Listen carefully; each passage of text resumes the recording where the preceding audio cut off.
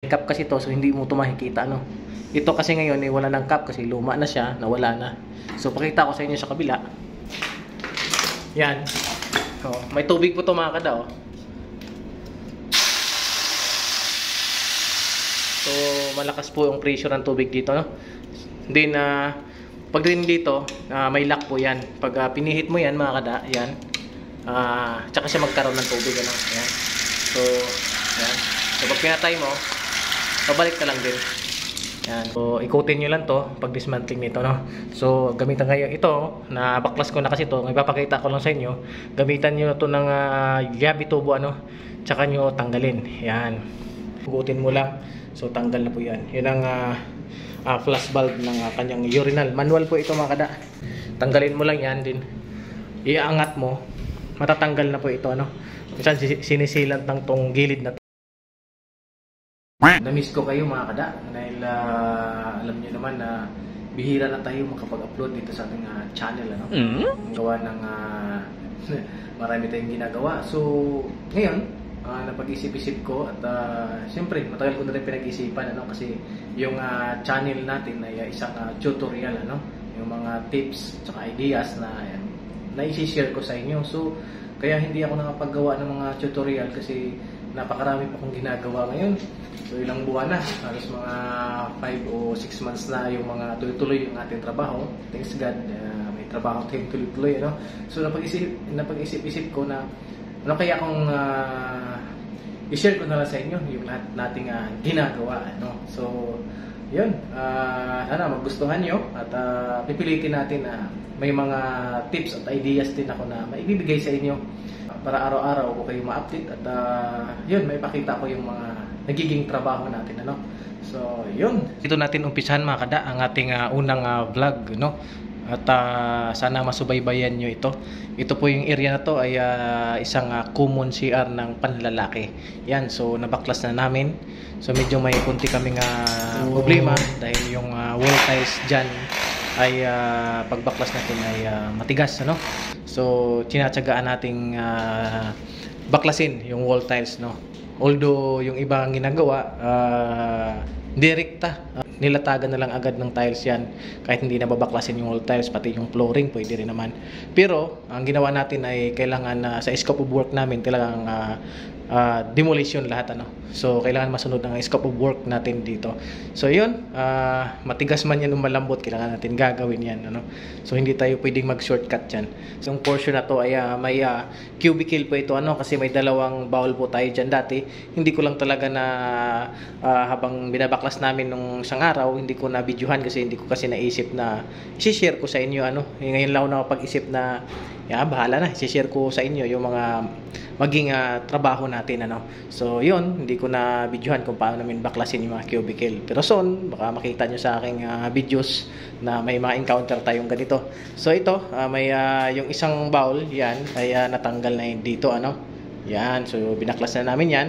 So itong mga bowl nito ay yung mga flash bulb nila ay hindi pangkaraniwan na ginagamit natin sa ating pamamahay, ano. Makikita natin itong mga flash bulb na to ay ginagamit ito sa mga commercial o mga mall, mga kung establishmento na ating napapasukan, ano. Pero kung sa ating pamamahay ay hindi po tayo gumagamit ng ganito. Hindi lang, medyo may expensive po itong mga flash bulb, ano. So yan, may pressurized din nito kaya kayang-kaya niya. Manual flash bulb ng ating bowl. Yan, so ang sukat po nito ay 1 1/2, ano. Pero yung threaded nito is Ono. Yan, pag binabaklas natin ito mga kada ay ganito lang ang pagbaklas nito. Siyempre mga kada, bago natin baklasin ito, patayin muna natin, no? So ang patayan po nito mga kada ay ito pong portion na to. Yan, gamitan nyo po to ng flat screw, then ikutin pa kanan, ano. So magsasara na po yan. Pero kung ang pihit mo is kaliwa, pabukas po yan, no? So minsan kasi kung wala kang idea na may patayan dito, may cap kasi ito mga kada. Yan, may cap kasi to, so hindi mo ito makikita, no? Ito kasi ngayon wala ng cap kasi luma na siya, nawala na. So pakita ko sa inyo sa kabila. Yan, so may tubig po ito mga kada, oh. So malakas po yung pressure ng tubig dito, no? Then Pag din dito, may lock po yan. Pag pinihit mo yan mga kada, yan. Tsaka siya magkaroon ng tubig. Ano? Yan. So, yan. So, pag pinatay mo, pabalik ka lang din. Yan. So, yan. Patay na siya. So, ganun lang po mga kada ang pag-off nitong flash bulb. So yun yung mga mai-share ko sa inyo mga kada. Malay nyo maka-encounter kayong ganitong mga flash bulb. Then pag napatay mo na to mga kada, patay mo na, so wala nang source dito meron, ano. So ikutin nyo lang to pag dismantling nito, no. So gamitan kayo ito na baklas ko na kasi to, ipapakita ko lang sa inyo. Gamitan nyo to ng yabi tubo, ano, tsaka nyo tanggalin. Yan, pihitin lang yan. Then itong baba naman ay pihitin nyo rin, no, ito. Pag gumalas na, pwede nyo itong tanggalin mga kada. Yan. So, natanggal na natin. Then ito, wala nang tubig. Pag binuksan mo to, magkakaroon ng tubig. Ito, automatic may tubig pa yan. No, kasi dito lang yung bulb nya. Oh.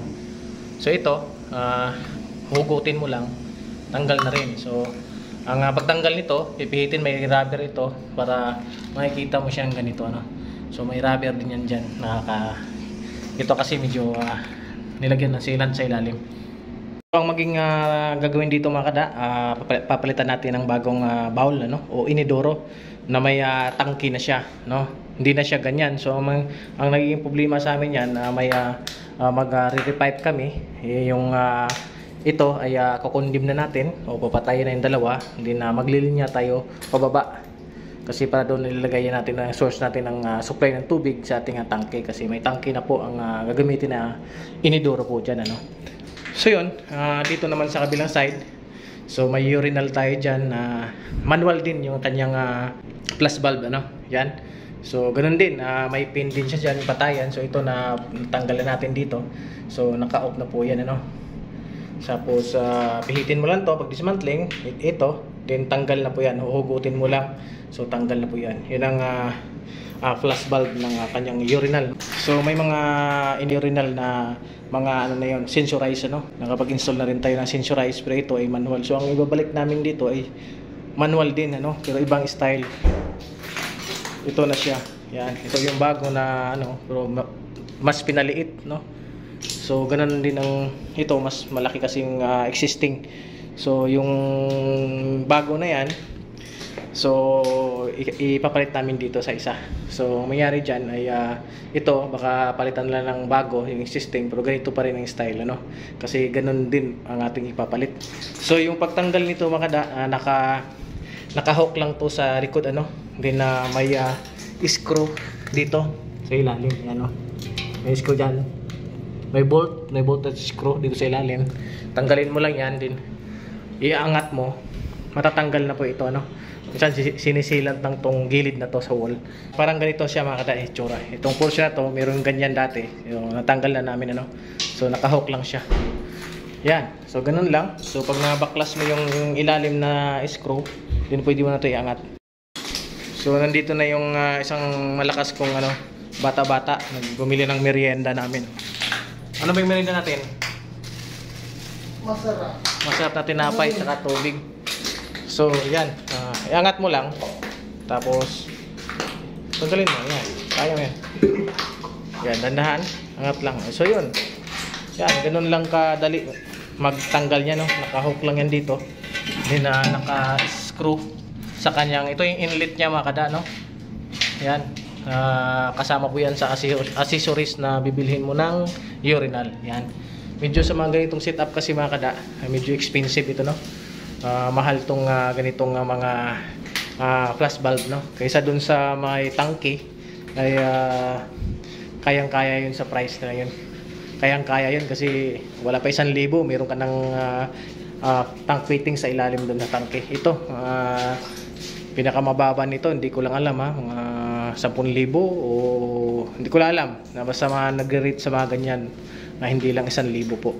So yun, ito ng pansit yung kasama natin. Kasama na itong pansit, big time na yun. Malapit. So dito Masubaybayan nyo na yung mga ginagawa natin. Sana, ito paano, may share ako sa inyo diskarte, no? Welcome po sa mga baser dyan, kasi yung mga baser, minamahal yan. Kasi yan po yung nagbibigay sa atin ng lakas at determinasyon, ano? Para bang i-motivate mo lang sarili mo, kasi marami kang baser. So, sa mga hindi baser dyan, maraming salamat din. Maraming salamat sa inyo. So, kain muna tayo. Medyo lang pancit, saka tinapay na partner sa pancit. Yan. Kain muna kami. Yung buhay, saan ka gumagawa? Sa CR. Sa CR, sa rin kakain.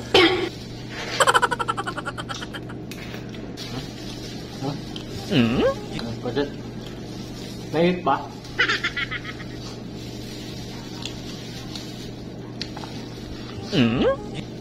Sa mga bago dyan pumasok sa channel ko, no? Huwag kalimutan na mag-subscribe naman sa TV Official. Dito sa channel na to, may mga tutorial tayo na mga alam ko na mapakinabangan nyo rin, no? So, disclaimer lang po, hindi po tayo expert, ha? Kung ano lang yung experience ko lang din ang maibibigay ko sa inyo. Huwag kayo mag-expect na mas professional tayo rito. At yun, ano lang nilong na kaya kong maibigay. Kung may mapuna kayo, huwag na naman mapuna, natural lang yun. Kaya kung may alam din kayo na iba, pwede nyo i-share. Kaya hindi lang ako yung nagbibigay ng share sa ating mga manonood dyan. At sa ating mga subaybay na. Subaybay sa manonood. So yun mga da, ngayon salamat. So siguro, subaybayan nyo itong CR na to. At kung kaya kong i-daily vlog to, i-daily vlog natin, no? Kasi maraming gagawin dito. Although may natapos na kami sa kabila, yung female tapos na namin, papakita ko sa inyo kasi ngayon kasi ginagamit na nila. Papakita ko sa inyo kung ano naging hitsura, no? Kung ano naging hitsura doon, parang may idea na kayo na ganito rin matapos itong CR na to, no? Pakita ko sa inyo maya-maya konti. So yun lang. Subaybayin nyo to. Ang magiging trabaho dito ay magbakas lahat ng tiles, ay magwa-waterproofing pa tayo, ano? Then leak test, yung bababad mo yung sahig. Kasi kung sa hindi nyo alam makadaan, nandito po tayo sa isang building na establishmento. Nasa 14th floor po tayo. So kailangan talaga natin na pulido yung ating waterproofing. Kasi baka mag-leak doon sa ilalim, ano? So yun, yun lang yung ating sana may maibigay ko sa inyo nang may makuha din kayong diskarte, ano? So yun, maraming salamat. Siguro hanggang dito lang muna. Hindi tayo pwede mag-vlog na mahaba kasi baka may magsawa rin kayo. So yun, bago natin tapusin, pakita ko sa inyo yung nagiging tapos na doon sa kabilang CR na nagawa namin. So yun, thank you, bye-bye. So yan mga kada, ito yung finished product natin, ano? Ito yung sa pambabae, yan. So may ilaw na tayo dyan. So yung countertop na existing yan, hindi namin ginalaw yan. Pero yung wall tiles yan, ginalaw namin, painting, mga cubicle. Yan, so kami gumawa nitong cubicle. Yan, meron na siya. May, dati naka-bowl flash lang yun. Ngayon, ganyan maging hitsura. So may tangki na yung inidoro. Yan. So working na po yan. Yan, so kung anong makikita nyo rito, yun din sa kabila.